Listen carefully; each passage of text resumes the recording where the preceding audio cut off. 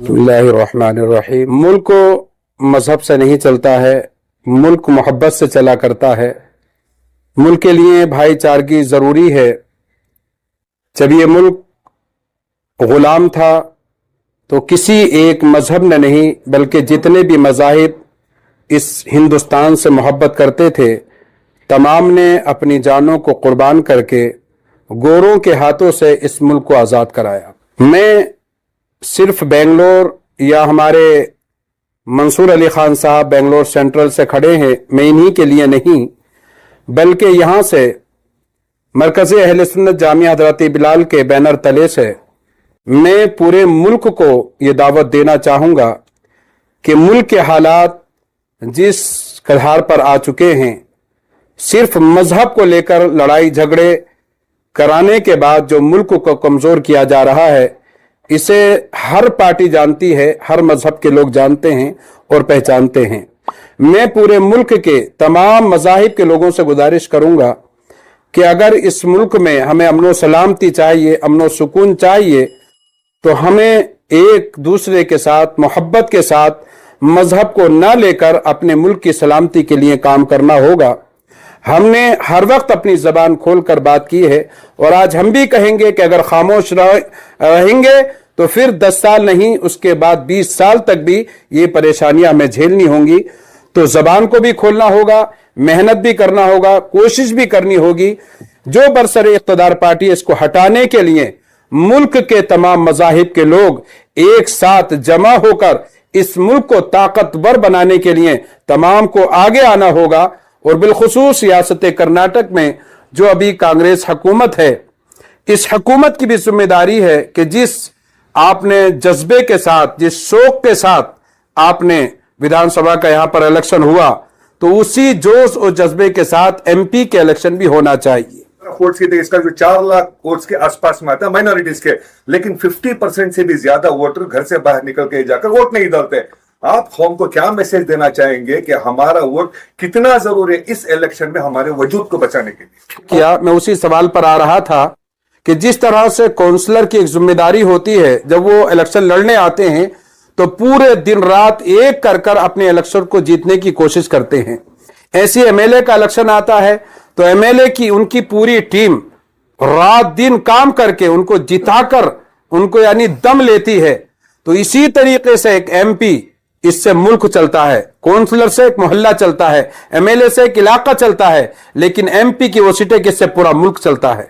तो इसके लिए जरूरी है, मैं कांग्रेस के जितने भी काउंसलर हैं, कांग्रेस के जितने भी एमएलए हैं, मैं उनसे गुजारिश करूंगा, अगर आपको इस रियासत कर्नाटक में एमपी की जो आप बात कर रहे हैं कि 20 से ज्यादा एमपी यहां पर बनाना है, अगर आपको बनाना है तो जबां खर्च से कुछ भी होने जाने वाला नहीं है। आपने जो एमएलए के इलेक्शन में मेहनतें की हैं, आपको मेहनतें एमपी के इलेक्शन में करना होगी। और जिस इलाके में जिस एमएलए ने जितने वोट लिए हैं उससे कहीं ज्यादा वोट अभी एमपी को अपने इलाके से दिलाना होगा, तभी एमपी कामयाब हो सकते हैं। आज तक रियासत कर्नाटक से हमने एक भी एमपी नहीं दिया है। मैं आप भी यानी सेंट्रल के मुसलमानों से मैं गुजारिश करूंगा कि एक मौका हमको मिला है, इस मौके को किसी भी हाल से जाने ना दें। एक मंसूर खान साहब एक उभरते हुए लीडर हैं, नौजवान हैं, ये जज्बात लेकर यानी काम करेंगे आप हजरात का, और एक बहुत बड़ी सीट एमपी की होती है। तो मैं मंसूर साहब से भी गुजारिश करूंगा कि आप भी मेहनत करें, एक अच्छी टीम को रखें, धोखा देने वाली टीम आपके साथ ना हो, काम करने वाली टीम हो। और तमाम एमएलए से भी मैं गुजारिश करूंगा कि किसी भी तरीके से ये सेंट्रल से जो हमारे एक भाई खड़े हुए हैं, इनको कोशिश करके दिन रात हमको इनको जिताना है, कामयाब करना है और हमको इनको पार्लियामेंट में भेजना। अभी वक्त है, हमें थोड़ी सी मेहनत करने की जरूरत है। अगर मेहनत करेंगे तो मुझे उम्मीद है कि 20 से ज्यादा जरूर एमपी रियासत कर्नाटक से पार्लियामेंट पहुंचेंगे। ये बताइए सर, आप हमीद जान के घर पर आए हैं, पूरा इलाका यानी कि आप घूम रहे हैं, क्या कहना चाहेंगे सर? आज आमिर जान साहब और हजरत जुल्फिकार साहब को मिलने आए थे। आमिर जान साहब की दुआ और उनसे सलाह लेने के लिए आए थे। तो ये सब हमारे बुजुर्ग है और इनका गाइडेंस चाहिए और गाइडेंस लेने के लिए आए थे हम लोग। तो क्या कहना चाहिए सर?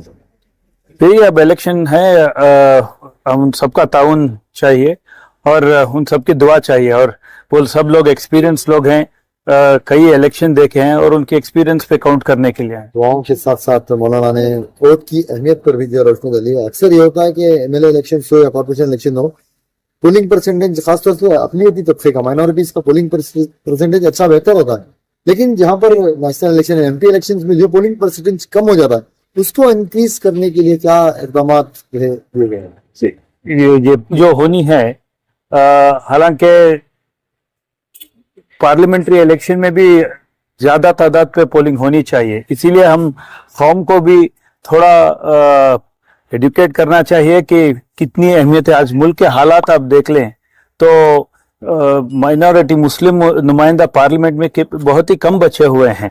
अगर यही हालात रही, ऐसा वक्त आएगा कि हिंदुस्तान में लोकसभा में कोई भी मुस्लिम नुमाइंदा नहीं होगा, और जहां के मुस्लिम तादाद हिंदुस्तान में 17% तक भी है। तो इसीलिए ये बहुत अहम इलेक्शन है। जैसा हजरत बोले, कॉर्पोरेटर एक लोकल लेवल पे काम करता है, स्टेट लेवल पे एमएलए काम करता है, और नेशनल लेवल पे एक एमपी काम करता है।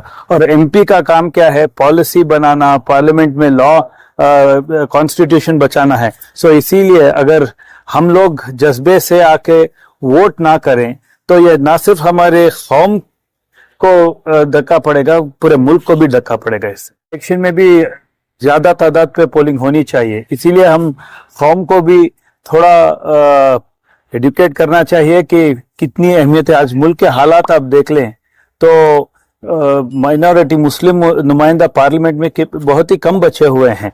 अगर यही हालात रही, ऐसा वक्त आएगा कि हिंदुस्तान में लोकसभा में कोई भी मुस्लिम नुमाइंदा नहीं होगा, और जहां के मुस्लिम तादाद हिंदुस्तान में 17% तक भी है।